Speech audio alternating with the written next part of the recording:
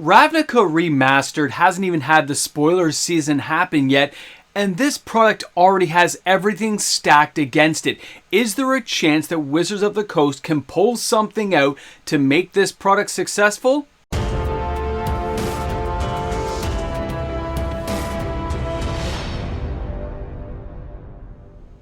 Times sure have changed since 2020 when we first had the release of Time Spiral Remastered.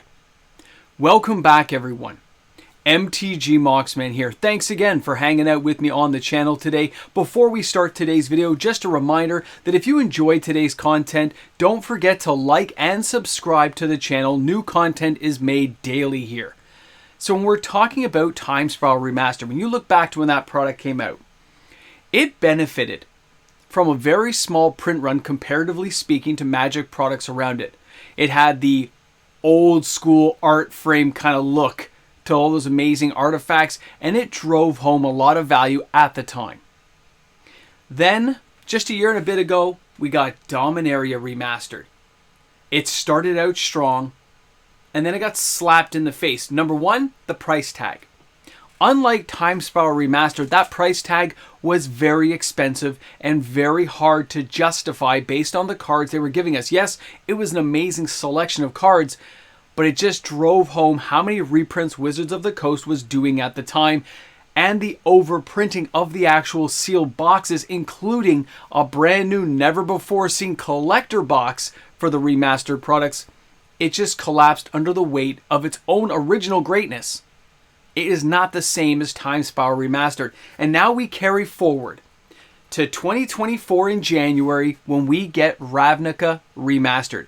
This thing already has a whole slew of problems stacked against it. Number one, the mispricing.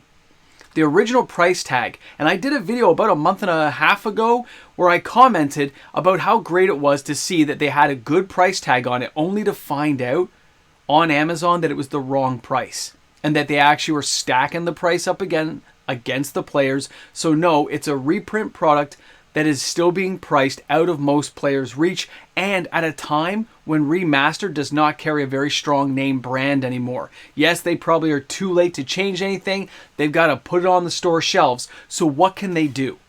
What can they do to make this product hold up? Is there anything they can do? Well, first let's look at the cards in the Ravnica block. Everything from Ravnica to Return to Ravnica, Ravnica Allegiance, Ravnica Guilds, Guilds of Ravnica. Guys, yes, we've been to Ravnica a few times, and yes, most of you guys are going to start thinking about the Shocklands, and look what happened to those prices after the announcement. Shocklands have continued to go down in price, and the only saving grace for Shocklands right now is Unfinity. The Unfinity, borderless, like special Starry Night kind of lands are fairly holding up, but the sales and the market, the niche market it's in, are very low. Players do like the alternate Unfinity Shocklands, sure, but they're not willing to pay the $100 a card that Wizards probably hoped was going to happen. Instead, players want to get it for the $30, $40 mark. Regular Shocklands are 10 to 15, 20 bucks at the most, and they've been falling ever since the announcement. So, it's not going to be Shocklands. How about Doubling Season? I know, sore point for everyone who's seen it reprinted multiple times, but Doubling Season. Guys, they're definitely going to put it inside. It would make sense. And there's probably lots of other YouTube videos out there at this point that show cards that should be included, but that's not going to save the product. The card sphere is so small. So what can they do? Can they take cards outside, make the list really enticing? Maybe some kind of new fancy full art. Well, they're already thinking all that, aren't they? We've already seen from the web page of Wizards of the Coast, they're offering different alternate art versions of these cards. And you know what's funny is they've done this 30 years ago.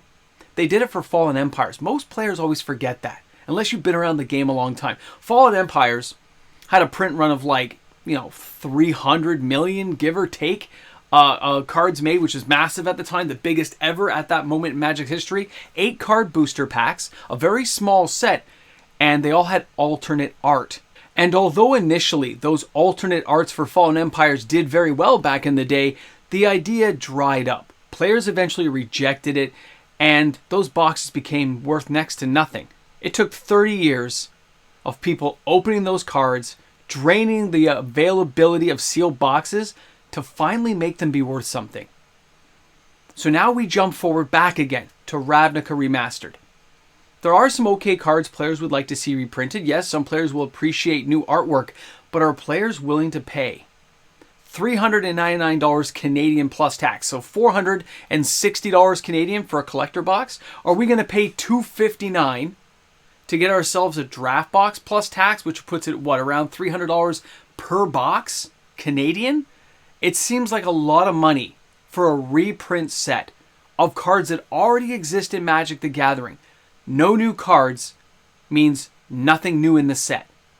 It's just some new artwork with the same old card text we all know. We recognize it. So where's the justification for that high-end price? What can Wizards of the Coast do to throw value behind a product like the Master Series? Chances are these remastered series are going to end. This is probably going to be the last one for a long time. They had it on the books. They're going to put it out there, but don't be surprised if this is the last one we see. Now back to the original question though, what can they do to make a remastered product hold up better? The only thing they can do at this point is cut the production run. They can do it.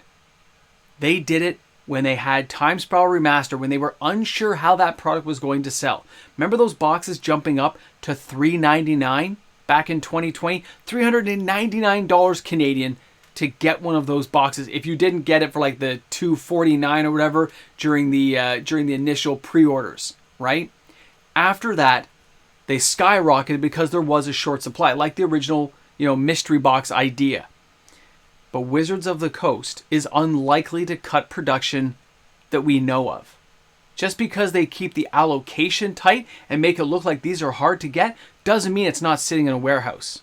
It doesn't mean they won't add it later on to the next Vegas Con, bundle surprise pack, twister, game bonus piece with Clue in it. I don't know. They can do something along those lines where they can strip the boxes later on, dole the packs out for more chaos draft stuff like they did this year, and reap some benefits and some future gains there. But for all the players who are hoping that they are just going to be opening Shocklands left, right, and center, we all know that's not likely going to happen. The retro versions and all that are probably going to be the marquee cards to get. The problem is they're not worth a lot of money. Even though Wizards wants them to, and they would love to be able to say, these are good dollar for value. We all know the economic team doesn't exist. They didn't admit it, and they don't tell them what to reprint and in which quantity and which card type. It's kind of crazy, right? They admitted it, and then they don't say anything ever since. But they are starting to more and more make little puns, little inroads into the value of these cards. The dollar for value opening of a booster pack. So at the end here, when you start thinking, if you're wondering if you're going to buy it, I'll tell you right now, most LGSs at this point have rejected the product. They got a case coming. One case. The big stores have maybe 6 cases coming. 6 cases, what, 36 boxes? They got a couple of cases. They're not willing to take the risk. They're not willing to sit on it early in 2024 with other upcoming price increases already on the books. They know they have to take care of what cash flow they have, and they are not going to tie it up into Ravnica Remastered. And for all the players out there who think, oh, that means this product's going to be worth a lot of money, Moxman, you always said, yes, potentially in the future it could be worth more if they cut the production run like really short and they don't do anything with it. But I don't think that's going to be the case with a product like this. I think there were some guaranteed probably volumes made where they have to print off a certain amount and they're going to store it, they're going to use it up. And it's going to take years, but they don't really care at this point. They can do it slow and steady. As they tighten production runs, they are less likely to want to ditch products. They're going to shore up their brand name and they're going to work towards something bigger. And unfortunately, they've tarnished this whole, remastered series right now. And it's going to take, I don't think it's dead. I just think it's dead in the water for now until they retool it to make it something players can really get behind. Either they'll mix it into future sets. I can see that happening where they mix part of a remastered product in, or they take a whole new tangent and say, yes, it's remastered with an additional 50 new cards in a set. Something to tie players into wanting to buy the boxes at that new higher premium price. Either way, I'd love to know what you guys think about Ravnica Remastered. How do you feel the product's going to perform? Are you going to be buying some? Are you maybe going to go to a pre-release and pay the top dollar it's going to take to get in? These are the things I'd like to know. I hope you can take some time to leave some comments in the comment section. And of course, I look forward to seeing you guys tomorrow for another video. Have an awesome day, and thanks for stopping by.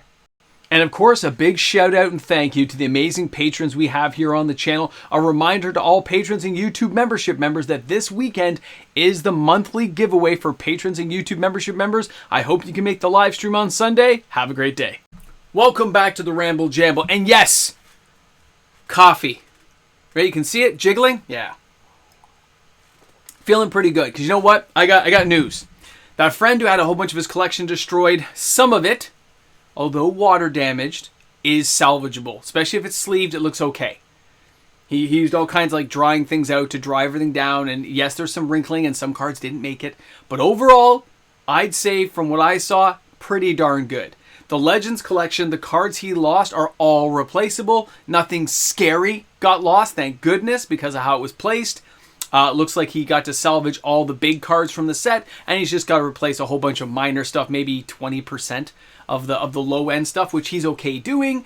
So it is a lesson in learning that nowadays you got to protect that collection. It does have value no matter how you look at it. There are people willing to buy these cards, and Black Friday really showed that for sure. Cyber Monday, by the way, if you're here at the end of the video, Cyber Monday sucked. Do you know at 401 Games, and I shop there all the time, all they did was go from a Black Friday sign to a Cyber Monday sign, and the prices are the exact same. Like nothing changed. That's not sales, that's not a deal. That's nothing. Just don't have sales then. Your marketing looks so bad when you do stuff like that. Not good. Anyway, either way, I just thought I'd report on that, let you know things are shaping up a little bit. Things are looking okay. Ravnica Remastered is going to burn. It's going to go down so bad in flames. But we get to be there to report about it. I'm curious to see if they can ever pull this thing out of the fire. It's an entirely different time in Magic than it was back in 2020 for Time Spiral, which again, if you look back on my old videos, I hated Time Spiral Remastered. Not because of the product, because of that price. It bothered me back then. No new cards, but it was an experience players could have enjoyed if they'd made it an economical price. And they're doing the same thing with Ravnica, and it's just wrong on so many levels. So, thanks a lot for hanging out. Thanks for being here. And I'll see you guys soon, man. Guess what? Tonight is taco night. I know it's not Taco Tuesday. Wait, this video did come out on Tuesday. This is Taco Tuesday! Yeah, but I had it on Monday, because I filmed this Monday night, so. But you get where I'm going with this. It all works out.